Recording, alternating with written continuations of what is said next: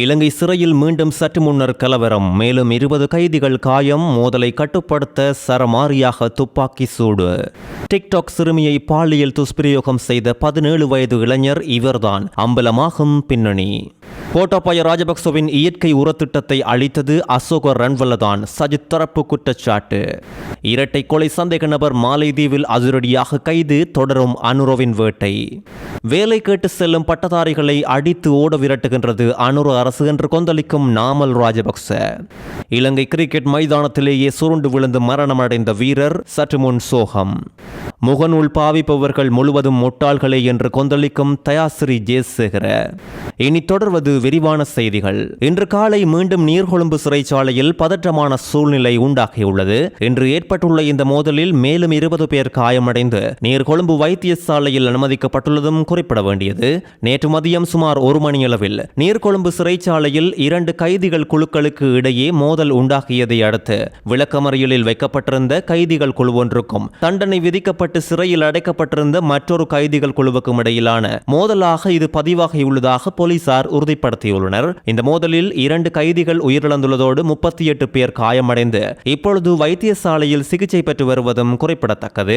இன்று காலை நிலவரப்படி சிறைச்சாலையின் நிலைமை கட்டுப்பாட்டுக்குள் கொண்டுவரப்பட்டிருந்தாலும் தொடர்ச்சியாக மீண்டும் அங்கு பதற்ற நிலை அதிகரித்துள்ளது. பதற்றமான இந்த மோதல் நிலைமையை கட்டுப்படுத்தும் நோக்கில் போலீஸ் விசேட அதிரடிப்படையினர் சிறைச்சாலை வளாகத்திற்குள் வரவழைக்கப்பட்டு பாதுகாப்பு நடவடிக்கைகள் வேகப்படுத்தப்பட்டுள்ளதோடு சிறைச்சாலை வளாகத்தில் பாதுகாப்பு பலப்படுத்தப்பட்டுள்ளதோடு நிலைமையை கட்டுப்பாட்டுக்குள் கொண்டு வருவதற்காக போலீசார் துப்பாக்கி பிரயோகங்களையும் மேற்கொண்டுள்ளதாக தெரிய வந்துள்ளது.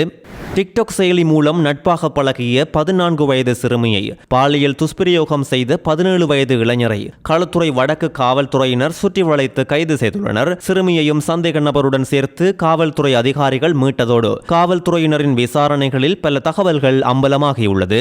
மரவில பகுதியை சேர்ந்த இந்த 14 வயது சிறுமி டிக்டாக் மூலம் 17 வயது சந்தேக நபருடன் அறிமுகமாகி அவரிடம் நெருக்கமான உறவை உருவாக்கியுள்ளார். சந்தேக நபர் அந்த சிறுமியை நேரில் சந்திக்க சென்று சில நாட்கள் அவருடன் தங்கியிருந்த போது சிறுமியை பாலியல் துன்புறுத்தலுக்கு உள்ளாக்கியுள்ளதோடு புத்தளத்தில் உள்ள சிறுமியின் சகோதரியின் வீட்டில் வைத்து 2வது முறையாகவும் அவரை துஷ்பிரயோகம் செய்துள்ளமை தெரிய வந்துள்ளது. சம்பவம் குறித்து காவல்துறையினர் விசாரணைகளை துரிதப்படுத்தி வருவதோடு பாதிக்கப்பட்ட சிறுமிக்கு மருத்துவ பரிசோதனையும் மேற்கொள்ளப்பட்டுள்ளது. வடமேல் மாகாண பிரதி காவல்துறை மா அதிபர் அஜித் ரோஹணவின் ஆலோசனையில் போலீஸ் அத்தியட்சகர்கள் ரோஹண பெரேரா மற்றும் தம்மிக ஹப்புகொட ஆகியோர் தலைமையிலான குழுவினர் மேலதிக விசாரணைகளை மேற்கொண்டு வருகின்றனர். கடந்த 2022ஆம் ஆண்டில் ஆட்சியில் இருந்த கோட்டாபய ராஜபக்சவினால் கொண்டுவரப்பட்ட இயற்கை உரத்திட்டத்தை முழுமையாக இல்லாமல் செய்தது முன்னாள் சபாநாயகர் அசோக ரன்வலவே என்று ஐக்கிய மக்கள் சக்தியின் நாடாளுமன்ற உறுப்பினர் பிரசாத் சிறிவர்த்தன பகிரங்கமாக குற்றம் சாட்டியுள்ளார். ஐக்கிய மக்கள் சக்தியினால் மாவனெல்ல பகுதியில் நடத்தப்பட்ட கூட்டத்தில் கலந்து கொண்டு உரையாற்றிய போதே அவர் இவ்வாறு தெரிவித்துள்ளார். இயற்கை உரத்திட்டம் ஏன் தோல்வியடைந்தது என்று நான் முன்னாள் ஜனாதிபதி கோட்டாபய ராஜபக்சவிடம் நேரடியாக கேட்டபோது கோட்டாபயவே இந்த உண்மைகளை ஒப்புக்கொண்டார். கோட்டாபய ராஜபக்சவுக்கே தெரியாமல் குறித்த இயற்கை உரத்திட்டத்தை முழுமையாக பொறுப்பேற்று அவரது நிறுவனத்தின் ஊடாக அசோக ரன்வலவே அதனை நடத்தியுள்ளார். பேச்சுவார்த்தை மேசைகளில் இருந்து கொண்டு கோட்டாபயவுக்கு அவரே முழுமையான நம்பிக்கை கொடுத்துள்ள போதிலும் அவர் ஜேவிபியின் முக்கிய உறுப்பினர் என்பது கோட்டாபய ராஜபக்சவுக்கு அப்பொழுது தெரிந்திருக்கவில்லை. தேர்தலில் தோல்வியடைந்த பின்னரே அசோக ரன்வல ஜேவிபி காரர் என்ற உண்மை கோட்டாபயவுக்கு தெரிய வந்தது. அரசாங்கம் ஆட்சிக்கு வருவதற்கு முன்பே திட்டமிட்டு செய்யப்பட்ட இந்த சதி திட்டத்துக்கு பிரதி உபகாரமாகவே அசோக ரன்வலவுக்கு சபாநாயகர் பதவி கொடுக்கப்பட்டது. தற்போதைய அனுர அரசு ஆட்சிக்கு வருவதற்கு முன்னர் ஜேவிபியினர் ஊழல் செய்யப்படவில்லை என்று சொல்வது முற்றிலும் போய். அவர்கள் 2024ஆம் ஆண்டுக்கு முன்பே உண்மையான திருட்டுக்களை செய்து அந்த பணத்தை முதலீடு செய்துள்ளதாகவும் குற்றம் சாட்டியுள்ளார். அக்குரகொட பகுதியில் உள்ள பல்பொருள் அங்காடிக்கு முன்னால் வைத்து சட்டத்தரணி ஒருவரையும் அவரது மனைவியையும் துப்பாக்கியால் சுட்டுக் கொன்ற சம்பவத்தில் துப்பாக்கிதாரிகள் வந்த வாகனத்தை ஓட்டிய நபர் விசேட போலீஸ் குழுவினரால் மாலைதீவில் வைத்து கைது செய்யப்பட்டு நேற்று இலங்கைக்கு அழைத்து வரப்பட்டுள்ளார். 23 வயதுடைய படபொல எந்துகந்துர பிரதேசத்தை சேர்ந்த நபரே இவ்வாறு கைது செய்யப்பட்டுள்ளதோடு சட்டத்தரணியும் அவரது மனைவியும் கடந்த 2ஆம் மாதம் 13ஆம் தேதி அன்று சுட்டுக் கொல்லப்பட்டதும் குறிப்பிட வேண்டியது.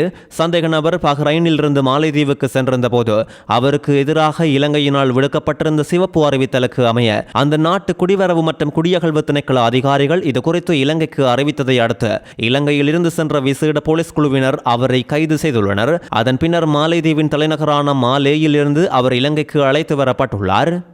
பொதுமக்களுக்கு அசாத்தியமான எதிர்பார்ப்புகளையும் பொய் வாக்குறுதிகளையும் கொடுத்து அதிகாரத்தை கைப்பற்றிய அனுர அரசாங்கம் இலங்கையின் இளைஞர் சமூகத்தின் எதிர்காலத்தை முற்றாகவே நாசமாக்கியுள்ளதாக ஸ்ரீலங்கா பொதுஜன பெரமுனவின் தேசிய அமைப்பாளர் நாடாளுமன்ற உறுப்பினர் நாமல் ராஜபக்ச குற்றம் சாட்டியுள்ளார். தற்போதைய அரசு ஆட்சிக்கு வரும்போது நாட்டின் தற்கால இளைஞர் தலைமுறைக்கு புதியதொரு நம்பிக்கையை தருவதாக கூறியது.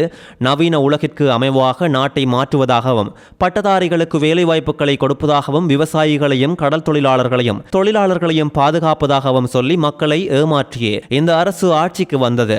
இன்று இந்த அரசாங்கம் இலங்கையின் ஒட்டுமொத்த இளைஞர் சமூகத்தின் எதிர்பார்ப்புகளையும் முற்றாக உடைத்துள்ளதாகவும் நாமல் ராஜபக்ச தெரிவித்துள்ளார். இன்று தங்களுக்குரிய வேலைவாய்ப்புகளை கேட்டு செல்லும் பட்டதாரிகள் வீதிகளில் அடித்து விரட்டப்படுகின்றார்கள் என்றும் விவசாயிகள் கடல் தொழிலாளர்கள் என்று அனைத்து தரப்பினரும் இன்று நிர்கதியாக்கப்பட்டுள்ளனர் என்றும் நாமல் ராஜபக்ச தெரிவித்துள்ளார். அரச பணியாளர்களின் முதுகெலும்பை உடைத்து அரச சேவைக்கு இருந்த கௌரவத்தையும் இந்த அரசாங்கம் இல்லாது ஒழித்துள்ளது என்றும் நாமல் ராஜபக்ச இதன் போது குற்றம் சாட்டியுள்ளமை குறிப்பிட வேண்டியது. பேருவளை சீனன்கோட்டை பகுதியில் பிரபல பாடசாலை ஒன்றின் பழைய மாணவர்களுக்கு இடையில் நேற்று நடந்த சிநேகபூர்வ கிரிக்கெட் போட்டியில் விளையாடிக் கொண்டிருந்த வீரர் ஒருவர் ஆடுகளத்திலேயே சரிந்து விழுந்து துரதிருஷ்டவசமாக உயிரிழந்துள்ள சம்பவம் ஒன்று பதிவாகியுள்ளது. உயிரிழந்தவர் 45 வயதுடைய பேருவளை பிரதேசத்தை சேர்ந்த நபர் என்றும் பழைய மாணவர்களிடையேயான உறவை வளர்க்கும் நோக்கில் நடந்த இந்த கிரிக்கெட் போட்டியில் அவர் விளையாடிக் கொண்டிருந்த போது திடீரென ஆடுகளத்தின் நடுவே சரிந்து விழுந்துள்ளார். இதனைத் தொடர்ந்து அங்கிருந்தவர்கள் உடனடியாக செயல்பட்டு அவரை பேருவளை பிரதேச மருத்துவமனையில் அனுமதிப்பதற்கு நடவடிக்கை எடுத்ததோடு மருத்துவமனையில் அனுமதிக்கப்படும் போதே அவர் உயிரிழந்திருந்ததாக வைத்தியசாலை தகவல்கள் தெரிவித்துள்ளது. திடீர் மாரடைப்பு இந்த மரணத்திற்கு காரணமாக இருக்கலாம் என்று சந்தேகிக்கப்படுவதோடு இந்த சம்பவம் குறித்து பேருவளை போலீசார் மேலதிக விசாரணைகளை மேற்கொண்டு வருகின்றனர். தற்போது நிலவும் கடும் வெயில் காலத்தில் மைதானங்களில் விளையாடும் வீரர்கள் தங்களின் உடல் நலத்தில் மிக தீவிர கவனம் செலுத்த வேண்டும் என்றும் விளையாட்டின் போது போதிய அளவு நீர் அருந்தி உடலை எப்போதும் நீரேற்றத்தோடு வைத்திருப்பது கட்டாயமாகும் என்றும் பொதுமக்களை எச்சரிக்கை விடுத்துள்ளனர்.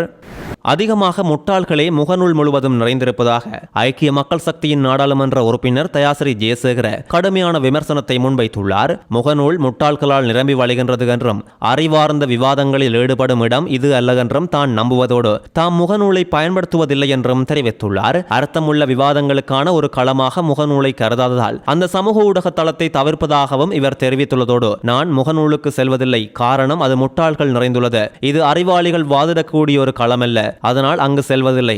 எதிர்க்கட்சி அரசியல்வாதிகளை குற்றவாளிகள், இனவாதிகள், போதைப்பொருள் கடத்தல்காரர்கள் அல்லது ஊழல்வாதிகள் என்று முத்திரை குத்தி அவர்களின் நட்பெயரை கெடுக்க அரசாங்கம் முயற்சிப்பதாக குற்றம் சாட்டியே தயாசிரி ஜெயசேகர இந்த கருத்துக்களை தெரிவித்துள்ளார். எதிர்க்கட்சி தலைவர்கள் மீது இதுபோன்ற முத்திரைகள் குத்தப்பட்டால் தங்கள் மீதான களங்கத்தை துடைத்து அரசியல் பணிகளை தொடர்வது கடினமாகிவிடும் என்றும் இதன் போது இவர் சுட்டிக்காட்டியுள்ளார். ஜட்டியாந்தோட்டை போக்குவரத்து பொறுப்பதிகாரியின் காணாமல் போன கைத்துப்பாக்கி ஜட்டியாந்தோட்டை பாலம் அருகே கண்டெடுக்கப்பட்டுள்ளது. தேடுதல் நடவடிக்கைக்கு போலீஸ் கடல் சுழியோடிகள் பிரிவும் வரவழைக்கப்பட்டிருந்ததோடு நீண்ட நேர தேடுதலை அடுத்து நீருக்கடியில் வீசி எறியப்பட்டிருந்த நிலையில் போலீஸ் பொறுப்பதிகாரியின் காணாமல் போன கைத்துப்பாக்கி கண்டெடுக்கப்பட்டுள்ளது. கைத்துப்பாக்கியின் தோட்டா உரையும் தனியாக கண்டெடுக்கப்பட்டுள்ளதோடு வேலை நிமித்தம் வழங்கப்பட்ட கைத்துப்பாக்கியை தொலைத்ததற்காக பொறுப்பதிகாரி கடந்த ஜூன் 27 கைது செய்யப்பட்டதும் குறிப்பிட வேண்டியது. இந்த அனுர ஆட்சி மேலும் 20 அல்லது 25 ஆண்டுகள் தொடர்ந்து முன்னெடுத்து செல்லப்பட வேண்டும் என்று மக்கள் சொல்வதாக நாடாளுமன்ற உறுப்பினர் தேவானந்த சுரவீர தெரிவித்துள்ளார். தற்போதைய அரசின் வேலை திட்டங்கள் குறித்து மக்கள் மத்தியில் பலத்த நம்பிக்கை நிலவுவதாக இவர் கூறியதோடு கடந்த காலங்களில் மக்கள் மத்தியில் பரவலாக காணப்பட்ட மிகவும் கஷ்டமாக உள்ளது போன்ற கோஷங்கள் இப்பொழுது மக்கள் மத்தியில் இருந்து இல்லாமல் போய்விட்டதாகவும் தெரிவித்துள்ளார். மக்கள் இப்போது எந்தவித குறைகளையும் சொல்வதே இல்லை. அரசாங்கத்தின் நிவாரண வேலை திட்டங்கள் குறித்து அவர்கள் மகிழ்ச்சி அடைந்துள்ளதாகவும் சுட்டிக்காட்டியுள்ளார்.